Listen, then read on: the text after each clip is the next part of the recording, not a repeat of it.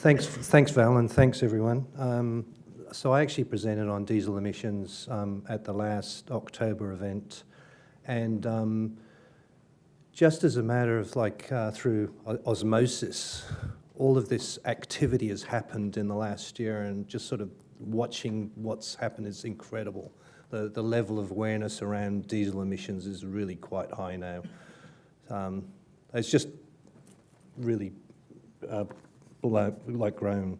So what I did is I sat in the meeting yesterday, and so Robert Marin's actually the acting chair of the diesels working group now. So Robert's with Workplace Safety North. Mike Parent was the chair, and he's handed the reins over to Robert, and I've been helping Robert out moving forward. And also Trish, who was on the table in front of me from Workplace Safety North, organised the meeting yesterday and pulled the agenda together, and did all the background work as well. So I'm really grateful for that drive. It's something that I'm really passionate about as well. So it gives me a lot of pleasure to see all this work happening. So there's been really good progress around mining. Now we need to broaden the awareness out in the other sectors. And so Workplace Safety North has worked closely with the Occupational Cancer Research Centre, and there's an amazing infographic. I don't know if you have it in your... I thought you might.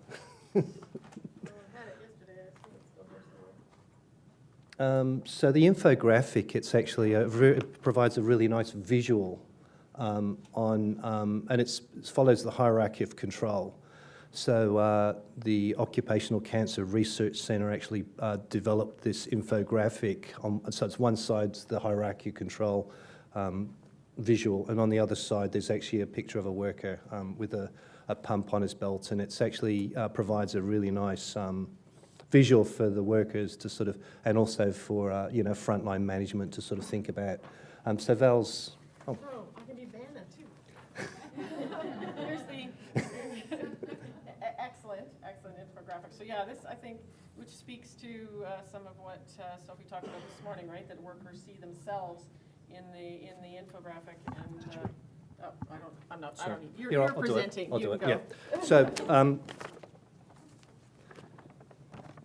OCRC pulling this together, which is a fantastic visual about following the hierarchy of control in reducing diesel emissions, and then Workplace Safety North working very closely with OCRC to pull this together. So some really great work there. And also there's been a series of presentations through Workplace Safety North and the Occupational Cancer Research Centre and Morocco at Laurentian on lung cancer and mining. And diesel emissions really took a centre stage in that presentation as well. And also recently there's a group called the Mining Diesel Emissions Council. They've run 23 conferences, so they've got a real great amount of collective knowledge around controlling diesel emissions in mining. So I actually presented, I gave 2 presentations at that conference. So also both the WSN, Workplace Safety North, and the Occupational Cancer Research Centre has some really good guidance material on their websites about controlling emissions. And I just want to say this, at the Mining Diesel Emission Council conference, they had a keynote speaker from Switzerland. His name's Dr. Jacques Skilknecht, and he shared all the great work that they've done in Switzerland. And one of the things that really stood out to me was that in Switzerland in 1988, they had 200 buses retrofitted with diesel particulate filters. And in 2017, they have 120 million buses fitted with diesel particulate filters. So if you look at what in Switzerland, what they've done, they provide a really great model to sort of think about how we can sort of follow some of those practices here in Canada. And there is a pretty cool presentation they provided on the health impact of engine-generated ultrafine particles, which will be available on the MDEC website. He's also connected with a group called VERT in Switzerland, so they're a non-profit group, and they also certify diesel particulate filters, by the way. So moving forward, yesterday when we had our meeting, it was really great because there were a lot of members of the implementation team who are also on the diesel working team, so there's some really great overlap in what the other working groups were doing and what the implementations team's doing as well. And we talked about the burden of occupational cancer in Ontario, the report, and it really provides a really good platform to provide the impetus for raising awareness and change. And, you know, for the first time, we're actually seeing some guidance values around occupational exposure limits that we can use sort of to move forward. So as Paul Demers mentioned earlier on, the two limits that he mentioned were 20 micrograms per cubic metre for mining and 5 micrograms per cubic metre for surfaces. So we have a line in the sand. Also, when we actually talked, we found out that there was some guidance material for fire stations, for example. And so we really need to make that freely available and everyone know about it.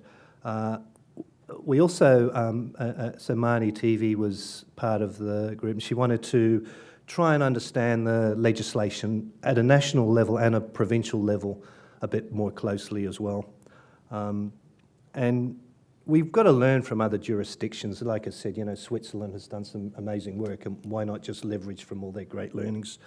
And we also need to work within the landscape of legislation. So Marnie was talking about, you know, moves in the regulations where, you know, we're moving more towards Tier 4 engines for off-road and on-road vehicles as well. So we need to work within the legislative landscape.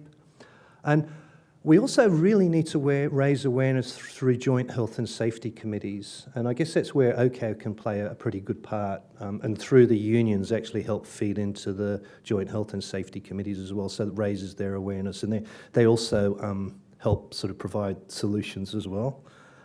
And I guess another really good thing about the fact that we were all working together, and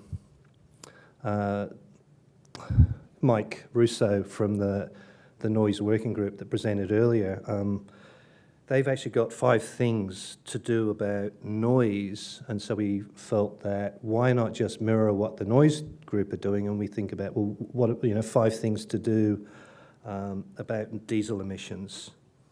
And then I guess finally we sort of talked about how do we connect with the environmental and public health folks so that we're not just working on this in a sort of like for occupational health, but also how is this affecting the environment, and, you know, thinking about sort of greenhouse gas generation and that. So I mean, they were just really the main points that came out of the meeting. So there's a lot of other items that got captured by Tricia. So we're actually going to go away now and we're going to pull a plan together, and we're going to look at short-term actions and long-term actions based on the discussion yesterday.